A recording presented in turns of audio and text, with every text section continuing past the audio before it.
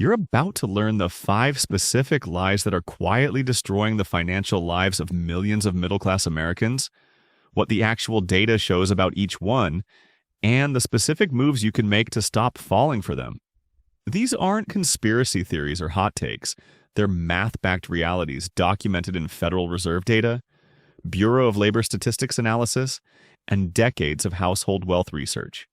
We're talking about the homeownership math that no longer guarantees wealth, the degree premium that has shrunk every year since 2010, the high-income illusion that traps 40% of six-figure earners, the cash savings drain that loses 15% of buying power in 5 years, and the Social Security gap that almost no one in the middle class has actually calculated. By the end of this video, you'll have a complete framework for the 5 lies and a specific implementation plan for the next 7 days. Here's what research reveals about the state of the American middle class. Studies from the Federal Reserve show that the bottom 90% of households now hold less than 30% of the country's total wealth, the lowest share since the 1920s. Data from the Pew Research Center confirms that the American middle class has shrunk every decade since 1971. Research tracking real wages shows that median household income, adjusted for inflation, has barely moved in 25 years while housing, healthcare, and education costs have tripled. The middle class is not losing because it isn't trying. It's losing because the rules that produced wealth in the 20th century no longer apply in 2026, and almost no one updated their playbook. Lie 1. A home is automatically a wealth-building asset. Research from the National Association of Realtors shows that the average annual cost of owning a home in 2026, including mortgage interest at near 7% rates, property taxes, insurance, and maintenance, exceeds $21,000 per year in non-mortgage costs alone. Studies from the Federal Reserve show that the median home appreciation rate over the last 20 years was approximately 3.8% annually, while the S&P 500 returned an average of 10%.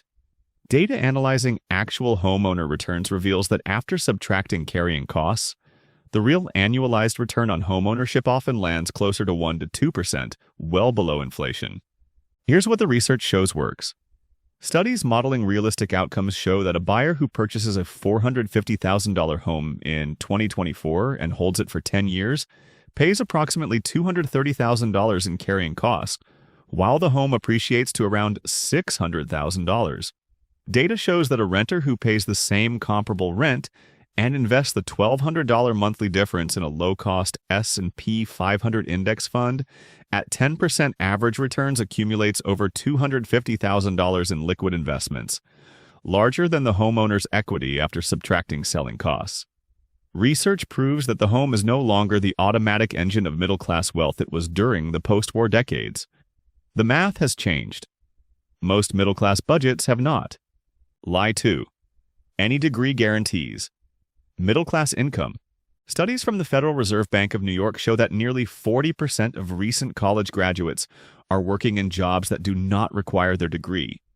Data from the Bureau of Labor Statistics reveals that the average bachelor's degree now costs over $104,000 when tuition and lost wages are combined, while the starting salary premium over high school graduates has shrunk every year since 2010.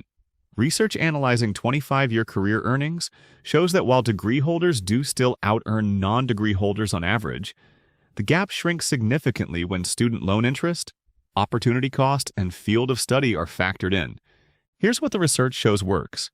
Studies from the National Center for Education Statistics show that graduates in high-demand fields like nursing, engineering, and computer science see a real lifetime premium of $300,000 or more over non-degree holders. Data shows graduates in fields like communications, hospitality, and general business often see a negative real return after debt service. Research from Georgetown's Center on Education and the Workforce confirms that field of study now matters more than degree level for lifetime earnings. The lie isn't that college is worthless. The lie is that any degree guarantees stable middle-class income. In 2026, only specific degrees in specific fields do, and choosing the wrong field can leave a graduate financially worse off than a peer who skipped college entirely. Lie 3. A high income means financial safety. Research from Federal Reserve survey data shows that nearly 40% of households earning over $100,000 a year cannot cover a $1,000 emergency without borrowing. Studies from Lending Club show that approximately 1 in 3 workers earning over $150,000 annually report living paycheck to paycheck. Data tracking. Wealth accumulation reveals that what determines financial safety is not income but savings rate, the percentage of income retained and invested. Here's what the research shows works. Studies modeling realistic outcomes show that a worker earning $160,000 who saves 4% accumulates approximately $340,000 over 20 years at 7% compound returns. Data shows the same period generates approximately $720,000 for a worker earning $75,000 who saves 20%. Research consistently shows that the lower earner retires significantly wealthier, despite earning less than half as much during their working years. As investor Charlie Munger stated, the first rule of compounding is to never interrupt it unnecessarily. Data proves that income produces lifestyle, savings rate produces wealth. The middle class confuses the two and pays for the confusion for the entire career. Lie 4. A savings account is enough to keep up with inflation. Research from the Bureau of Labor Statistics shows that cumulative inflation over the past 3 years has averaged just over 4% annually, while traditional savings accounts have paid an average of 0.4%. Data from the Federal Reserve confirms that even high-yield savings accounts paying 4% are merely keeping pace with reported inflation and lagging actual cost of living increases that include housing, groceries, and healthcare. Studies tracking purchasing power show that a dollar saved in a traditional savings account in 2020 has lost approximately 15% of its real buying power by 2026. Here's what the research shows works. Studies from Vanguard analyzing long-term investing behavior show that money invested in a broad market index fund over the same 5-year window has approximately doubled. Data proves that saving without investing is mathematically a slow loss. Research from Morningstar shows that investors who maintain emergency funds of 3 to 6 months of expenses in high-yield savings, while investing the remainder in diversified index funds, outperform pure savers by an average of 7 to 1 over 20 years. The lie isn't that you need savings. The lie is that savings alone can keep up with the cost of living. In 2026, they cannot. The savings account is for emergencies. The index fund is for wealth. Lie 5. Social Security will carry you through retirement. Research from the Social Security Administration shows that the average monthly benefit is now approximately $1,900, which equals just under $23,000 annually. Studies tracking the Social Security Trust Fund show that without legislative action, scheduled benefits face an automatic reduction of approximately 23% in 2034 when the trust fund is projected to be depleted. Data from the Employee Benefit Research Institute shows that more than half of working Americans plan to rely on Social Security as their primary retirement income source. Here's what the research shows works. Studies using realistic retirement budgets show that a couple needing $60,000 annually to maintain a modest pre-retirement lifestyle will receive approximately $38,000 from Social Security if both spouses claim a $22,000 annual shortfall.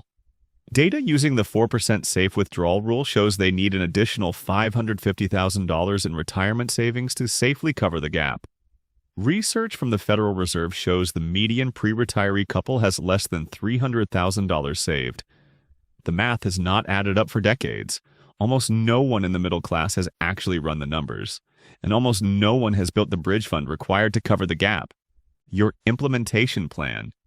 Here's what to do this week. First, audit your housing cost ratio.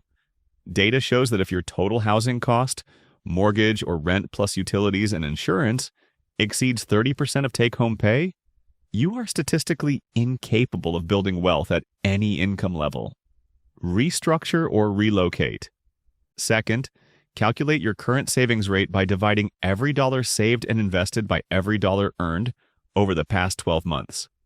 Research proves that if it is under 15%, every other financial decision is window dressing. Increase it before optimizing anything else. Third, Calculate your projected Social Security benefit at retirement age using the SSA website's exact estimate. Compare it to your projected expenses, and the gap is your retirement number. Studies show that fewer than 15% of Americans have ever run this calculation.